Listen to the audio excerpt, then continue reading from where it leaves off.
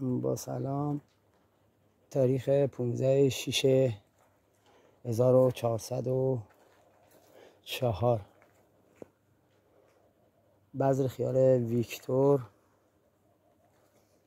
که متاسفانه بعضی از بوت‌ها درگیر مگس سفید یعنی سفید بالک شده که این نوع بیماری درگیر مگس سفیده. خوشبختانه با محلول پاشی 70 تا 80% رو از بین بردم. 25 روز از تاریخ کشت این بذر میگذره. بذر خیار ویکتور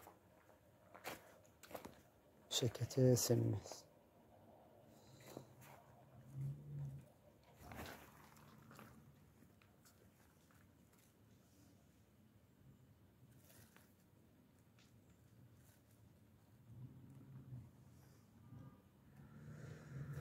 تازه امروز نخکشیاشو انجام دادم که 5 یا 6 روز دیرتر از مودش نخکشی رو انجام دادم که وقت نداشتم.